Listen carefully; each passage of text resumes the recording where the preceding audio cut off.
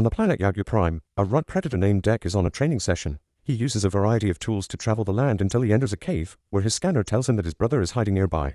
Dek attacks behind him with his sword and Quay blocks it just in time. The brothers begin to fight and Quay keeps taunting Dek as they move, reminding him to use the cave to his advantage. Swords keep on clashing as they move all over the cave, and after exchanging enough blows Quay manages to corner Dek but doesn't kill him. When Dek refuses to yield, Quay cuts the pillar they're standing on and Dek falls into the abyss. He manages to save himself by holding on to the wall. He climbs back up and attacks Quay again.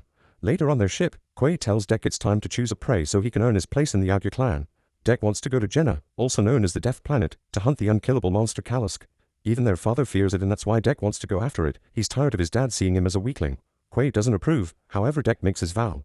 At that moment their father Njar returns and Dek welcomes his honor with a sample of his blood. Njar wonders why Dek is alive, revealing he ordered Quay to kill him because he's too weak to be part of the clan. However, Quay thinks Dek deserves a chance to prove himself. An angry Njar throws a device that captures Dek and tells Quay to kill him now, but instead Quay frees him and activates his laser to send him into the ship. Then Quay activates his shield to protect his brother since Njar opens fire. After closing the ship to keep Dek from escaping, Quay starts fighting Njar and in just a few moves he manages to disarm him. Njar activates his camouflage cloak but Quay keeps punching, so Njar stabs his hand before chopping his arm off. Then Njar strikes his son down and Quay starts crawling away, reaching for his arm rather than his sword. Njar calls him weak and stabs him, so Quay uses his last breath to activate the ship so his brother can go to Jenna. Dek watches Njar slit Quay's neck as the ship's launch knocks him out. Sometime later Dek is awakened by an alarm. The ship has been damaged by the debris in orbit and is hurling towards Jenna. Dek rushes to the seat and ejects it, so it starts falling at great speed through the Jenna sky. When a bird almost crashes into him, he activates the shield. He ends up crashing in the jungle and he roars in frustration. Determined to find the monster, Dek takes stock of his weapons to confirm everything is working well. He's startled by a noise nearby and starts searching the area. Suddenly a vine-like creature takes him by surprise and steals one of his weapons. Dek gets his sword ready, but a second vine grabs his arm and he has to cut this one while the first one escapes. Unfortunately more vines appear and reach for him until they grab his leg to drag him on the ground. Dek manages to take his bow to shoot his captor to force it to drop him, and punches the vine to keep it back. Then Dek runs to retrieve his sword and quickly slashes the vines that keep attacking him. No matter how many he cuts down though, more and more keep coming and they even start attacking together.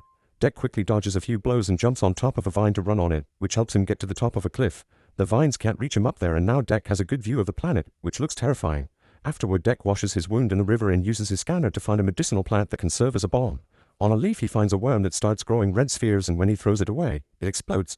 Then he goes out to explore and search for the Kalisk. On a big field he finds some strange red plants that keep hissing at him, so he moves carefully to avoid them. At that moment Dek hears a voice talking in a strange language and looks up to see Thea trapped in a huge nest. Realizing he can't understand her, Thea changes to the universal translator, which confirms she's an android known as a synthetic. Suddenly a Jenna vulture appears nearby and grabs a rock to throw at the strange plants. This makes the pods explode with red smoke and shoot their needles, which Dek quickly dodges. Thea explains that the needles can paralyze him so that the vulture can eat him. When Thea offers her help, Dek says that the Yagyu hunt alone and Thea guesses he's here for the Kalisk. The vulture throws more rocks and multiple plants are activated, so Dek is hit by the needles. As he starts feeling dizzy, Thea asks for a weapon, so he tosses one of his blades at her before collapsing. The vulture flies down and is about to eat him when Thea tackles the beast and brutally kills it with the blade. Dek sees her way before passing out. Minutes later Dek wakes up because Thea has given him an antidote made from the same flower. Dek stands up and helps Thea do the same, only to notice that she's missing half her body. She explains she's a synthetic sent by the Whale and Yutani Corporation because humans can't live on this planet, but Dek doesn't care and drops her. Thea then points out that many Yagyu have come for the Kalisk and none of them survived, but she did. If he takes her with him she'll guide him to the Kalisk's den, that way she gets her legs and he gets his trophy. Dek realizes that it was the Kalisk who destroyed her, but he's still not interested. However, when Thea calls herself a useful tool, Dek doesn't see it as breaking the code anymore and agrees to bring her along.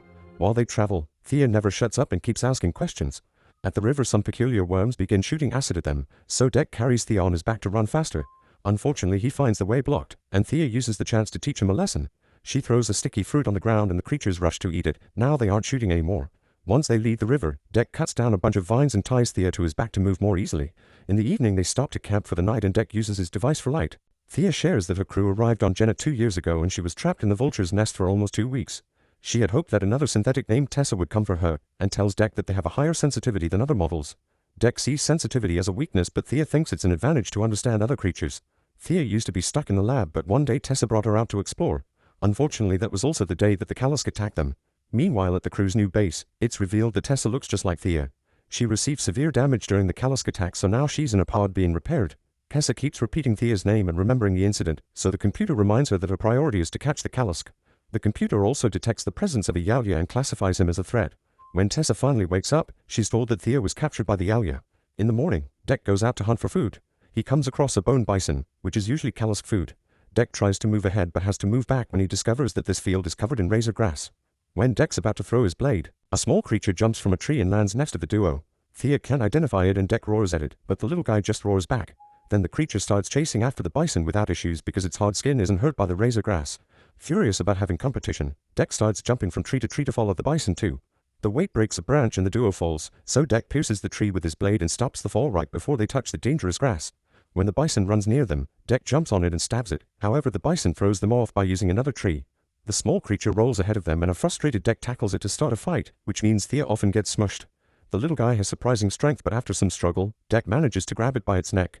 At that moment the bison comes running toward them, so Dek throws his sword and holds the bison's mouth open as the blade proceeds to cut it in half. Dek roars to celebrate a successful hunt only for a tentacle to suddenly grab his leg and lift him. The duo has been captured by a lunabug, whose tight tentacle tongue is stopping Dek from activating his devices. When they're about to be eaten, the little creature jumps into the lunabug's mouth and blocks its teeth with its hard skin, breaking them.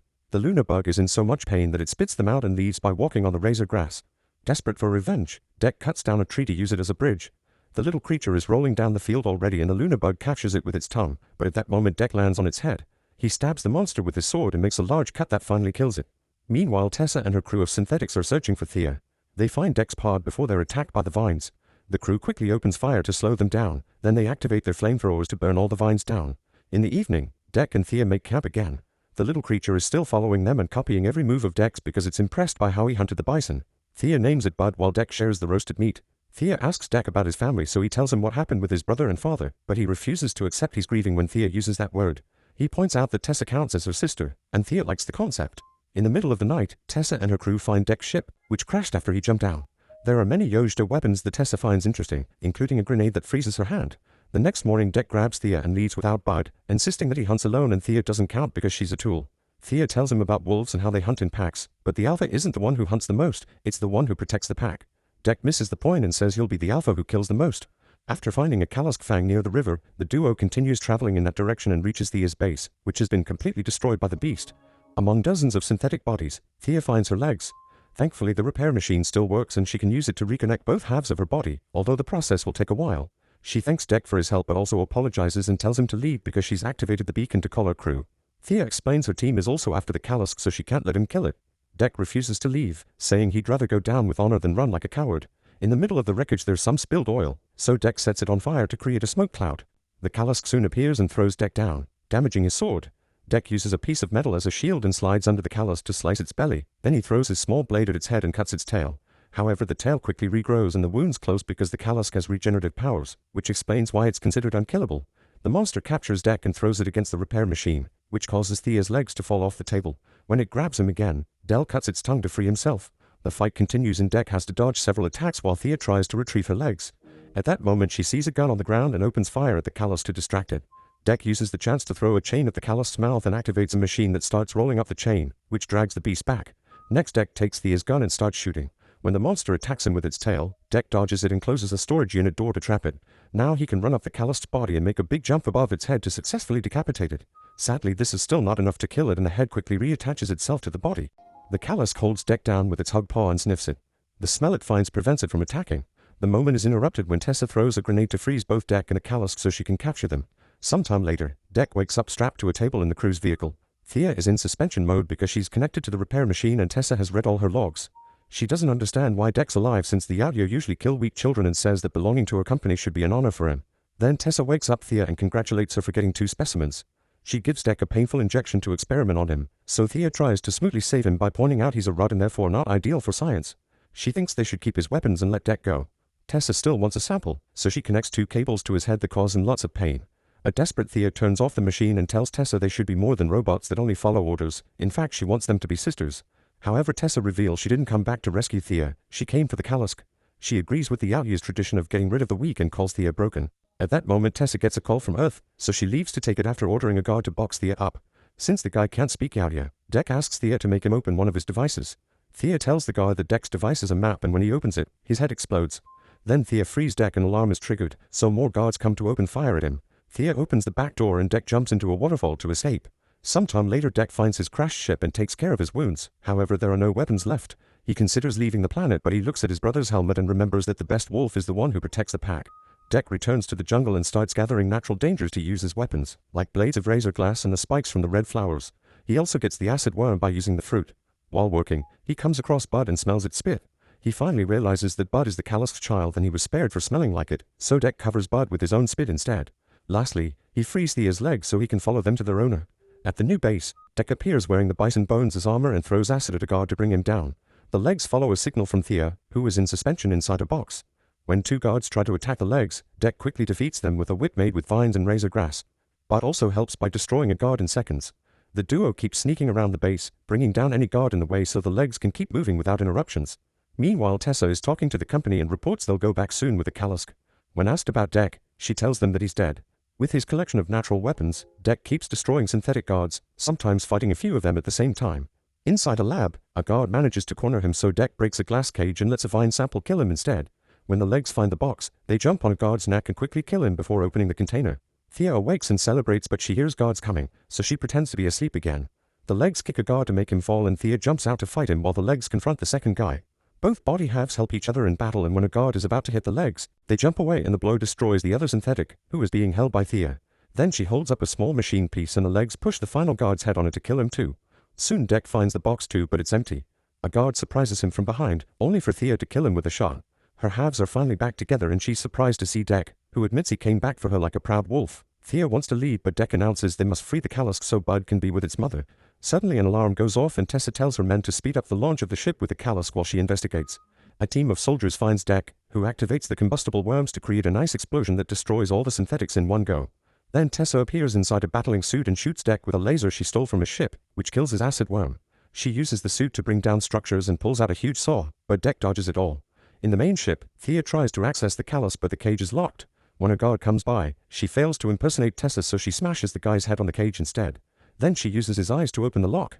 When an attack throws Deck into the lab, the suit hand comes down and is captured by the moving vine. Deck tries to climb it but Tessa immediately throws him off, so he hides behind a container. Tessa lifts it but doesn't see him. It turns out he's climbed on the container to be above her. Now Deck can jump on Tessa to beat her up, but she quickly closes the cockpit. Suddenly the Callusk appears and jumps on the suit, so Tessa activates the saw to stab it and lift it. While she's distracted, Deck climbs to the back of the suit and starts ripping cables off to slow it down. Tessa throws a grenade at the Callusk, but Deck hits it with a metal rod and makes it land on the suit's arm, so the ice makes it drop the Callusk. The beast removes the saw from its body and attacks the suit, splitting it in two. When the upper half lands, the Callusk devours Tessa and roars in victory. The others reunite with Deck and they watch the Callusk check on its kid. They share a sweet moment and Deck is inspired to show his respect for the Callusk too by bumping foreheads. Suddenly the Callusk explodes from an ice grenade activated by Tessa, who has been alive inside the beast's stomach.